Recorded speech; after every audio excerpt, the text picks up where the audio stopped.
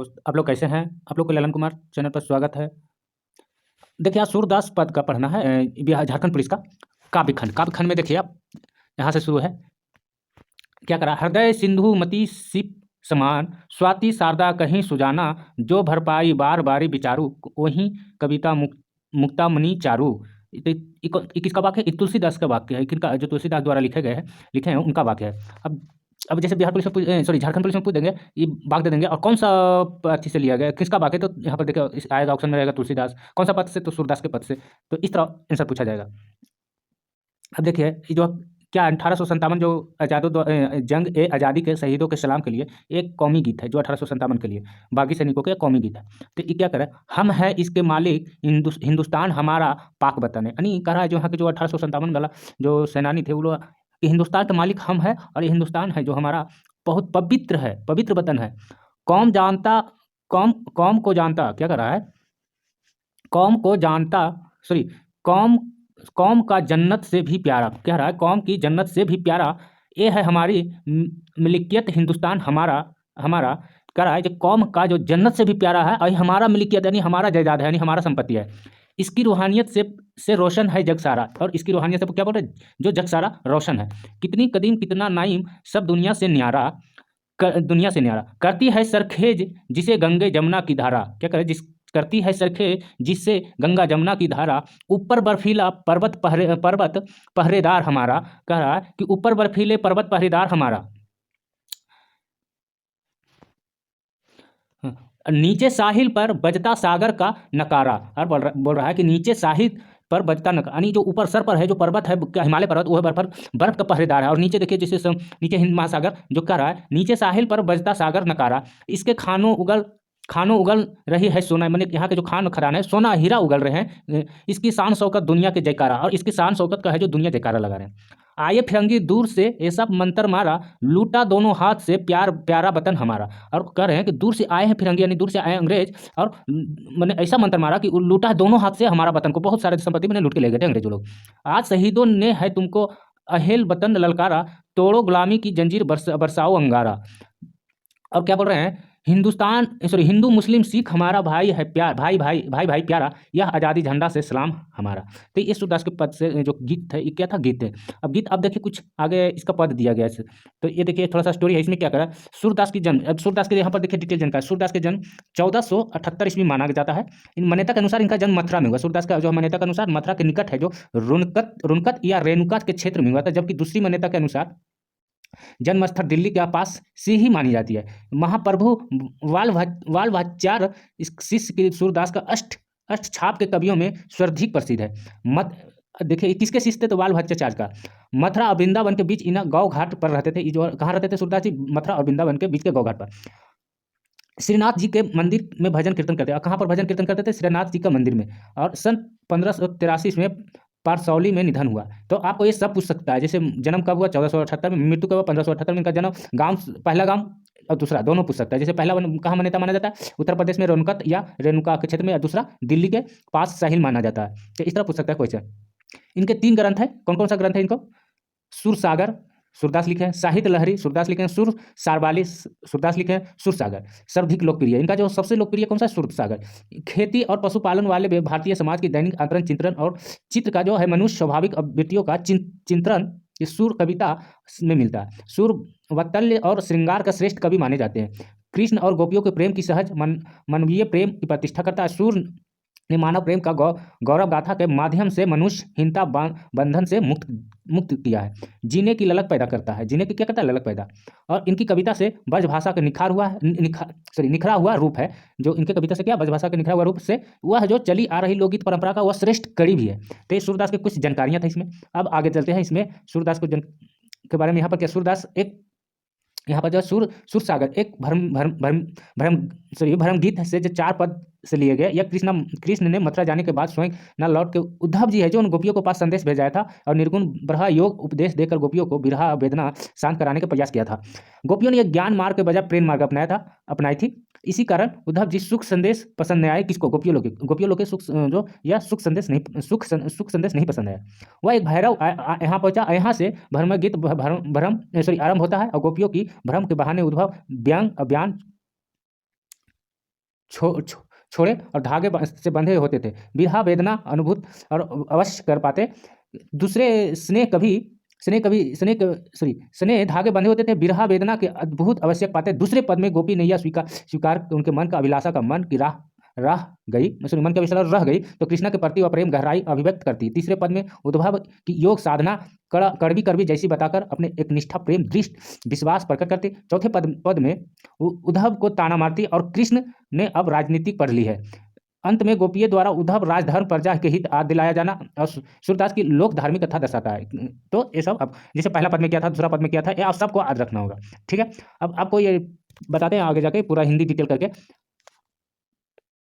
यहाँ के उदय तुम अति बड़भागी, अप्रस रहत स्नेह तगा है तू नन्ही मन अनुरागी। पुरानी पात रहत जाल भीतर, ता रास देह ना दागी। ज्यों जाल मोह त्यों ताल की गागरी, बूंद ना ताक लागी।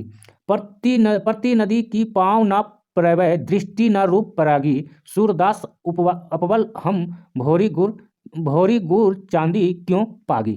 तो इसका अर्थ क्या हुआ? इसका अर्थ हो गया कि इन पंक्तियों में जो गोपियों उद्धव जो व्यंग करती है, कहती है कि तुम बहुत ही भाग्यशाली हो जो कृष्ण के पास रहकर भी उसे प्रेम और स्नेह वंचित हो। तुम अकेला उसे पाते हो और सामने हो जा रहते तो जल में ही, परंतु जल में डूबने से बचा रहता। जिस प्रकार तेल की गगरी के जल से भीगने के ऊपर पानी एक ही बूंद नहीं ठहर पाती, उसी प्रकार तुम श्री कृष्ण की रूप प्रेम नदी की नहीं डुबोयो। कृष्ण की रूपी नदी के साथ रहते हुए भी स्नान करने की बात दूर, तो तुम कृष्ण के प्रेम की एक छींटा भी नहीं पड़ती। तुम कभी प्रीति रूपी नदी में पैर नहीं डुबोया। तुम बहुत विद्वान हो, इसलिए कृष्ण के प्रेम के प्रेम में नहीं रंगो, परंतु हम तो भैली गोपियों माने भोली गोपियों और गोपियों इसीलिए इनकी प्रति ठीक उस तरह की आकर्षित और जैसी चिटियां मुड़ के प्रति आकर्षित होती है, चिटियां जैसे गुड़ के प्रति आकर्षित होती है, उसी तरह उनके प्रेम लीन है। मन की मन ही मांझ रही, कहियो जाय कौन अधय नहीं पारत काहीं। अवधि असर आस अवन, तन मन विधय साही। अब इन जोग सुदय सुनी बिरहिन बिरहा दही। चाहित होती गुहार जितिया तू उड़तय उधर वाही। सूरदास अब धरय रही क्यों मर्जाद ना लाही। फिर इसका अर्थ है, इन पंक्तियों का जो गोपी उद्धव जी कहती है कि उनकी मन बहुत मन में ही रह गई, उनका मन की बात बहुत मन में ही रह गई है। वो कृष्ण को बहुत कुछ कहना चाहती थी, परंतु अब वो नहीं कह पाई। उद्धव जी अपने संदेश देने की उचित नहीं समझी और कहती है कि उन्हें बात सिर्फ कृष्ण से कहनी है, और उन्हें बात सिर्फ किससे कहनी? कृष्ण से कहनी है। अब कहनी है, किसी को कहकर संदेश नहीं भेज सकती। वो कहती है कि इतने समय से कृष्ण को लौट कर आने के आशा को हम आधार मानकर तन मन हर प्रकार का बिरहा व्याथा सह रही थी, यह सोचकर कि आएंगे हमारे सारे दुख दूर हो जाएंगे। परंतु श्री कृष्ण ने हमारे ज्ञान योग संदेश भेजकर दुखी कर दिया। हम बिरहा आग और भी जलने लगे हैं। ऐसा समय को कोई रक्षक को पुकारता है, परंतु हमारे तो रक्षक वही आज जो दुख के कारण है। उद्धव अब हमें धीरज क्यों धरे, कैसे धरे, जब हमारी आशा एकमात्र तिनका डूब गया। प्रेम की मर्यादा और प्रेम के बदले में प्रेम दिया जाए तो श्री कृष्ण हमारे साथ छल किया, उन्हें मर्यादा का उल्लंघन किया। तो इसका अर्थ हुआ। चौथा क्या है? चौथा पद, हमार हरि लाल की ललकारी। मन करम वचन नंद उर दृढ़ करी पकारी। जगत सवत स्वप्न दिवस निशी कान्हा जाकी रे। सुनत जोग लगत ऐसी ज्यों करो कारी। सुतय व्याधि हमको ला आए, देखी न सुनय करी। या तो सुर तन ही ला सुपय जिनकी मन चकारी। अर्थात इसका मतलब क्या हुआ? इन पंक्तियों गोपियों कहती है जो कृष्ण को क्या कहते हैं, हरील की लकड़ी है। जिस तरह की हरील पक्षी और लकड़ी के टुकड़े आपस में जीवन सहारा बनता है, उसी प्रकार श्री कृष्ण गोपियों जीने के आधार मन कर्म वचन नंद बाबा के पुत्र श्री कृष्ण को अपना माना। गोपी कहती है कि जगते हुए सोते हुए दिन रात स्वप्न में हमारा रोम रोम कृष्ण के नाम जापता रहता है। उद्धव जी संदेश की कड़वी कंकड़ी के सामना लगता और हमें कृष्ण के प्रेम रोग लग चुका है। अब हम आपके कहने पर योग या रोग नहीं लगा सकते, क्योंकि हमारे में ना तो कभी सुना हमारे तो ना इसके बारे में ना कभी सुना है, ना देखा है, ना कभी इसको भोगा है। आप जो योग संदेश लाए हो और इन्हें जाकर सौंप, जिनका मन चंचल हो चुकी है, हमारा मन पहले ही कहीं और लग चुका है। चौथा पद देखिए, हरि राजनीति पढ़ी आई, समुझी बात कहत मधुकर के समाचार सब पाए। इक प्रति चतुर होई पहले, अब गुरु ग्रंथ पढ़े, बुद्धि बुद्धि जानी जो उनकी जोग संदेश पठावे। अधय भले लोग आगे के पर हित ढोल ढाए, अब अपने मन में फेर पाई, चलत जू होत चुराई। तो क्यों अनित अनित करे अनूप, जो और अनित छुड़ाए। राजधर्म है तो यूं सूर, जो प्रजा है ना जाहि सताए। तो इसका अर्थ है कि कृष्ण राजनीति पढ़ ली है। गोपियों बात करती है, व्यंगपुर कहती है कि वो पहले ही बहुत चालाक थे, अब तो बड़े बड़े ग्रंथ पढ़ लिए जिसके उनकी बुद्धि बढ़ गई है। अब हमारे सब कुछ जानते हुए भी उन्हें हमारे पास उद्धव को योग संदेश भेजा है। उद्धव जी का इसमें कोई दोष नहीं है, भले ही लोग दूसरे की कल्याण करने का आनंद अनुभव करते हैं। गोपियों उद्धव की कहती है, आप जाकर कहिए कि हम मथुरा जाते वक्त श्री कृष्ण हमारा मन भी अपने साथ ले गए थे, वो वापस कर दे।